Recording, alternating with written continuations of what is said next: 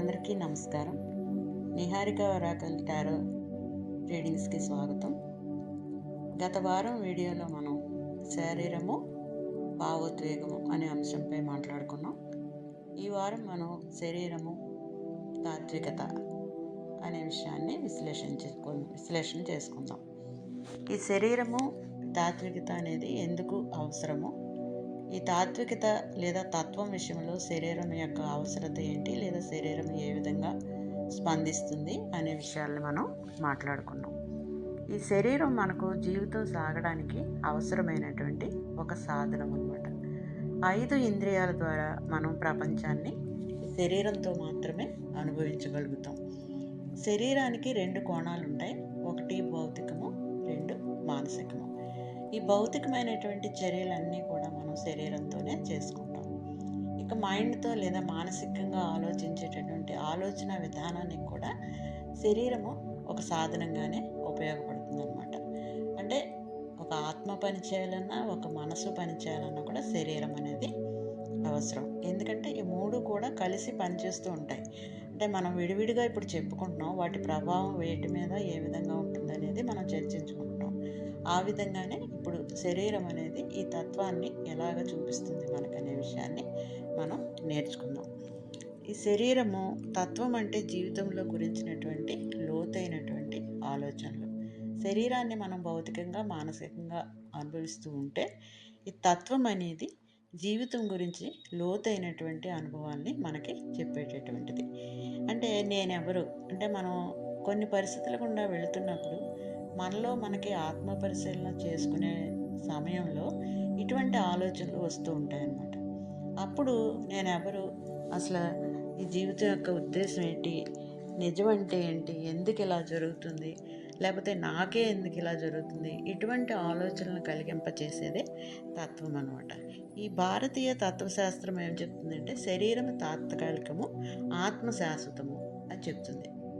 మన యొక్క భారతదేశ తత్వశాస్త్ర ప్రకారము శరీరము తాత్కాలికము, ఆత్మ శాశ్వతం అని చెప్తుంది. అదే పాశ్చాత్య దేశాల్లో అయితే తత్వశాస్త్రము మనసు, శరీర సంబంధం గురించి ఎక్కువగా మాట్లాడుతుంది అనమాట. కాబట్టి ఈ డిఫరెన్స్ అనేది మరి వేరు ప్రదేశాలకి వేరు రకాలుగా మారిపోతూ ఉంటుంది. అయితే మనం ఇక్కడ జీవిస్తున్నాం కాబట్టి మనం దీన్ని అప్లై చేసుకొని మాట్లాడుకుందాం. అసలు శరీరానికి ఈ తత్వశాస్త్రానికి ఉన్నటువంటి సంబంధం ఏంటి అని మనం ఆలోచన చేసినట్లయితే, శరీరం లేకపోతే మనం ఏ విధమైనటువంటి అనుభూతిని కూడా పొందడం అనేది జరగదు. అదే తత్వశాస్త్రం లేకపోతే ఆ అనుభవానికి అర్థం ఏంటో మనకి తెలియదు. అంటే శరీరం ఒక అనుభూతిని మనం అనుభవించినప్పుడు శరీరం ద్వారా అది మనకు శరీరానికి తెలుస్తుంది, కానీ దాని యొక్క అర్థం ఏంటి, దాని ద్వారా మనం ఏం పొందగలగాలి అనేది తెలుసుకోవాలంటే మాత్రం మనకి తత్వం అనేది తెలియవలసినటువంటి అవసరం ఉందన్నమాట. కాబట్టి శరీరం అంటే ఉదాహరణకి మనం చెప్పుకోవాలంటే ధ్యానంలో కూర్చున్నాం అనుకోండి, శరీరం ఆ ప్రక్రియని చేస్తూ ఉంటుంది. అయితే మనస్సు తత్వబోధ వైపు వెళుతుంది. శరీరం ఒక సాధనంగా ఆ ధ్యానంలో ఉపయోగపడుతుంటే మన మనసు లేదా మైండ్ ఆ బోధ వైపు, ఆ నిశ్చలత వైపు, లేదా మనలో మనం ఏకాంతంగా కలిగించుకునే పరిస్థితి వైపు ఆ మనసు అనేది పరిగెడుతుంది అనమాట. కాబట్టి శరీరము వాస్తవాన్ని అనుభవించేటటువంటి ఒక సాధనం అయితే తత్వశాస్త్రము ఆ వాస్తవికతకు అర్థం చెప్తుంది అనమాట. అంటే శరీరము ఒక ధ్యానంలో కూర్చున్నప్పుడు అదొక ఒక రోల్ ప్లే చేస్తున్నాం మనం అక్కడ. కానీ ఆ రోల్లో మనం ఏం ప్లే చేస్తున్నామో దాని ద్వారా మనం ఏం పొందుతున్నాం అనేది చెప్పేటటువంటిదే తత్వశాస్త్రం అనమాట. అంటే మనం ఆ వాస్తవికతకి ఒక అర్థాన్ని లేదా మనకి ఒక పరమార్థాన్ని చెప్పేటటువంటిదే తత్వశాస్త్రం అని మనం చెప్పచ్చు అనమాట. ఈ రెండింటిని మధ్య ఉన్నటువంటి సంబంధం అంటే లోతైన జీవితం గురించి తత్వశాస్త్రం చెప్తుంది. శరీరం ఏమో తాత్కాలికము లేదా భౌతికము, మానసికమని శరీరం చెప్తుంది. ఈ రెండింటి మధ్య ఉన్నటువంటి సంబంధాన్ని మన జీవితం ఎలా మారుస్తుంది, అంటే ఆ రెండింటి బ్యాలెన్స్ని చేసుకోవడం వల్ల మన జీవితం ఎలా మారుతుంది అనేటటువంటి విషయాన్ని మనం గమనించినట్లయితే, ఉదాహరణకి డెకార్డ్స్ అనేటటువంటి ఒక తత్వశాస్త్రవేత్త ఏమన్నారంటే మన ఆలోచనలే మన ఉనికి యొక్క ఆధారము అని ఆయన చెప్పారు. అంటే తత్వంలో ఆయన ఒకే మాట వాడారు, మన ఆలోచనలే మన ఉనికి యొక్క ఆధారం. అంటే మన మైండ్ ఏదైతే ఆలోచిస్తుందో మన సరౌండింగ్స్ ఆ విధంగానే ప్రతిబింబిస్తాయి. అంటే మనం ఆనందంగా ప్రశాంతంగా ఉన్నాం అనుకోండి, మన చుట్టూ కూడా ప్రశాంతత అనేది ఉంటుంది.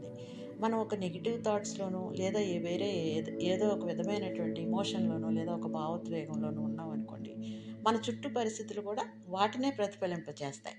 కాబట్టి మనం అంటే మైండ్‌ని, శరీరాన్ని బ్యాలెన్స్ చేసుకొని మనం చేస్తున్నటువంటి ప్రక్రియలో ఉన్నటువంటి భౌతికమైనటువంటి వ్యవస్థని, అంతర్లీనంగా ఉన్నటువంటి భావనని రెండింటిని కలిపి చూడడమే తత్వం అనమాట. అంటే శరీరం ద్వారా మనం ఏమైతే అనుభవిస్తున్నామో, అదే లోతైనటువంటి మర్మాన్ని మన మనసు ఎప్పుడైతే మనకి చెప్తుందో, ఈ రెండింటిని బ్యాలెన్స్ చేయడమే తత్వం అనమాట. అప్పుడే మనం మనము నేనేంటనేది అంటే ఆత్మ పరిశీలనలో ఒంటరిగా ఉన్నప్పుడు అది ఎప్పుడైతే మనకి బోధపడుతుందో, మనల్ని మనం సరిచేసుకోవడానికి శరీరం మనకి చూపిస్తుందనమాట.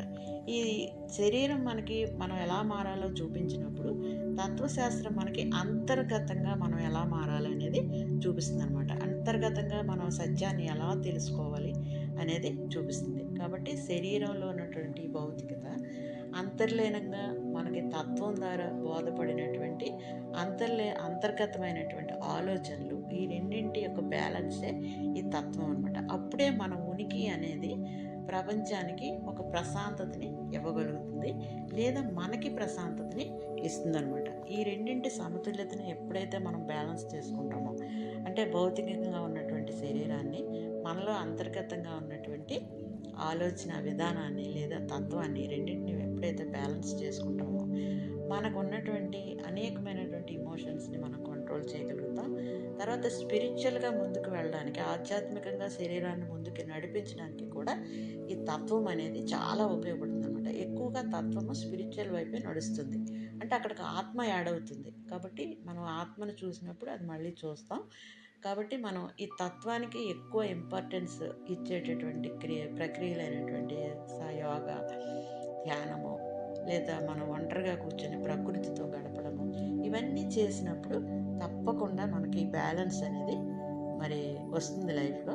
దాని ద్వారా మనం అన్నింటినీ కంట్రోల్ చేసుకుని మనం జీవితంలో మనకి వచ్చినటువంటి అవకాశాలని లేదా విజయాలని మనం పొందుకోవడానికి ఎంతో మరి మరి ముందుకు సాగడానికి ఈ ప్రక్రియ అనేది చాలా ఉపయోగపడుతుంది అనమాట. అంటే తత్వం తెలుసుకోవడం అనేది జీవితానికి ఎంతో అవసరము అని మనకి తెలియజేస్తుంది అనమాట.